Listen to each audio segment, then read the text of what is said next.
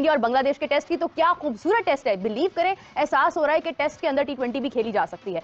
ये है जसप्रीत बुमराह की क्लास, अश्विन जडेजा की क्लास, और इंडिया की रिलेंटलेस बॉलिंग एक दफा फिर छा गई और टीम इंडिया के लिए एक मैजिकल विक्ट्री। ये वही बांग्लादेश की टीम है भाई कि पाकिस्तान में कि क्या नजर आती थी आपको और इंडिया में जो है वो क्या नजर आती है।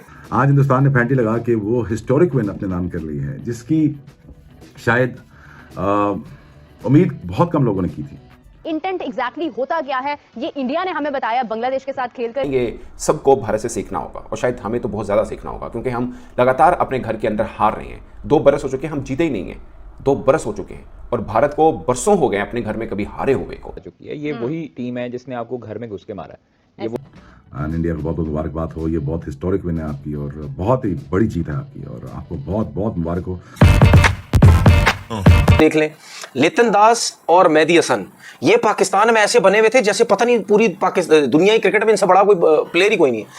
मैं लितन दास जो है इतने बुरे तरीके से पाकिस्तान के बॉलर्स को मार रहा था, चाहे स्पिनर हो चाहे फास्ट बॉलर्स हो, क्योंकि उन्होंने बहुत पैथेटिक किस्म की बॉलिंग की थी। यहाँ पे ऐसा नहीं है, यहाँ पे आप बुमराह पैथेटिक बॉलिंग नहीं करता है। यहाँ यशवंत हो गया, जडेजा हो गया, ठीक है, ये पैथेटिक बॉलिंग नहीं करते हैं। इनको इतना आसान नहीं है जो है वो रन्स करना, जिसकी वजह से आउट हो गई पूरी टीम। और की है जिस तरह से एक समझ लें ट्रैप किया है बांग्लादेश को। How do you see the match?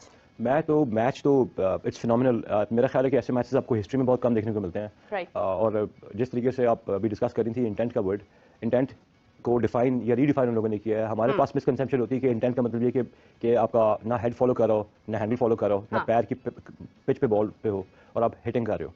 Intent is not this, intent is play as per the situation requirement. और वो जो उन्होंने खेला है, उन्होंने पूरी दुनिया के जो है ना क्रिकेटिंग स्ट्रक्चर का जो टेम्पलेट है उन्होंने नया सेट कर दिया है। पीपल डू टॉक अबाउट के व्हाई वी कीप डिस्कसिंग या व्हाई वी मेंशन इंडिया। देखिए, इंडिया को मेंशन करने में ना कोई बुराई नहीं है। वजह यह कि अगर एक टीम जो है नए यार्डस्टिक बना रही है, नए पैरामीटर सेट कर रही है और नए स्टैंडर्ड्स को ऊपर से ऊपर लेके जाई जा रही है, तो there is no harm in discussing. आप ये देखें, ऑस्ट्रेलिया की माइटी टीम थी back in 2000s, late 90s 2000s के तक रही, टिल 2007-8 तक उनकी बड़ी डोमिनेशन रही। लेकिन जो जिस तरीके से इंडिया की टीम सर्ज अहेड कर रही है, बांग्लादेश के लिए मैं बड़ा I was literally feeling bad for them कि पाकिस्तान आए, उनको अच्छा टाइम मिला, दे बीट पाकिस्तान इन पाकिस्तान, चले एक नाम तो बड़ा था पाकिस्तान का, और वहां पर उसके बाद फॉरन उनके पास इंडिया की सीरीज आ गई। उनको बेचारों को एंजॉय करने का टाइम भी नहीं मिला कि विक्ट्री के जो जॉय था। अभी तो पिक्चर भी उनकी वायरल हुई थी। और I feel very bad for Hasan Mahmood, वो इतना अच्छा लेंथ वाला बॉलर था।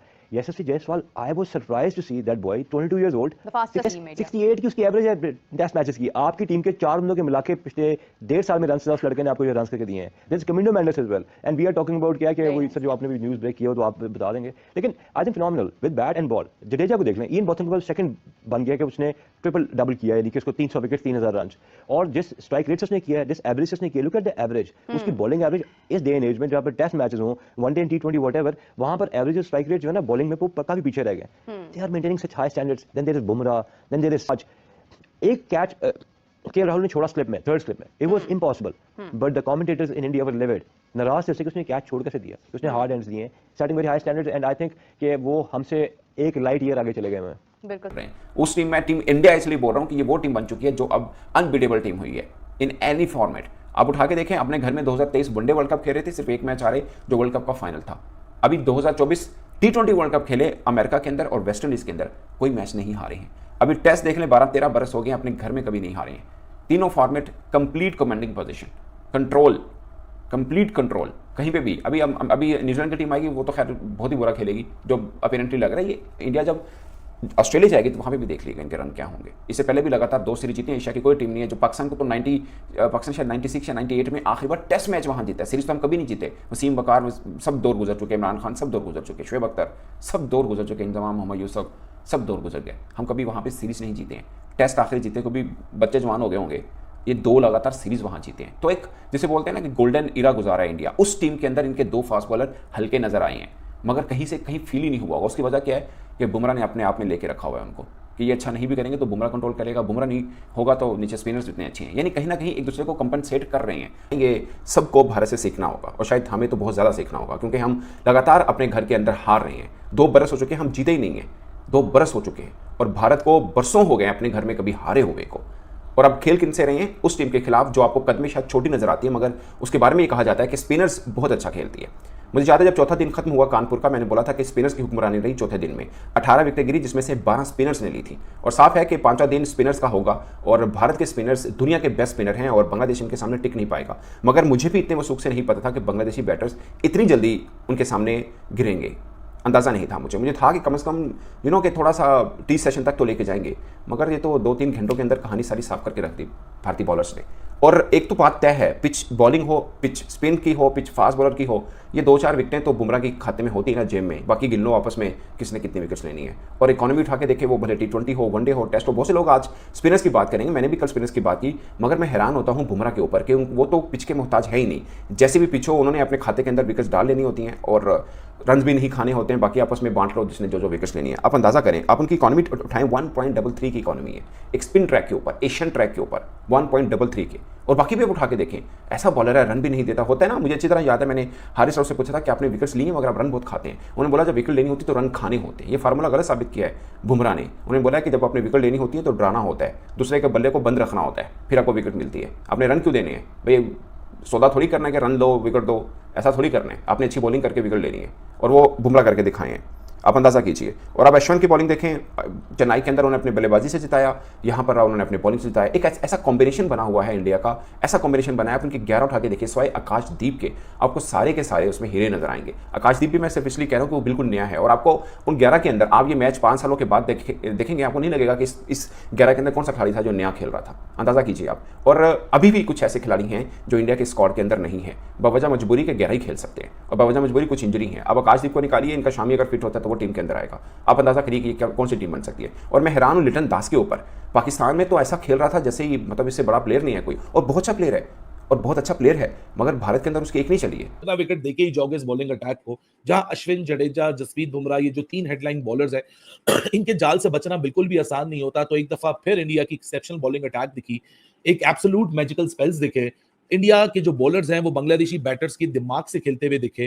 अगर ये कहना गलत नहीं होगा कि it was a poetry in motion, and this was Indeed the poetry in motion. मैं प्रिसाइसली अगर जडेजा और अश्विन की बात करूं, ये दोनों इरिप्लेसेबल दिखते हैं, क्योंकि नो मैटर हाउ ब्रिलियंट अक्षर एंड कुलदीप परफॉर्म, अश्विन और जडेजा एक दूसरे को इतने खूबसूरत तरीके से कंप्लीमेंट करते हैं।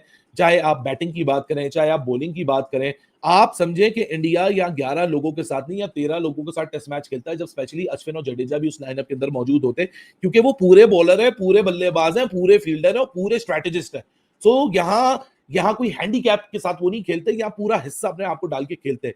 मैं अगर प्रिसाइसली बात करूं लिटन दास की, कि लिटन दास सिर्फ just to tell the impact of India's bowling, के लिटन दास पाकिस्तान के खिलाफ आखिरी इनिंग्स में जो बांग्लादेश 2-0 करके आई, 138 रन बनाए थे, लेकिन वही लिटन दास जब इंडिया पहुंचते हैं सिर्फ एक हफ्ते की दूरी के बाद, तो 4 इनिंग्स में सिर्फ 37 रन ही बना पाते हैं।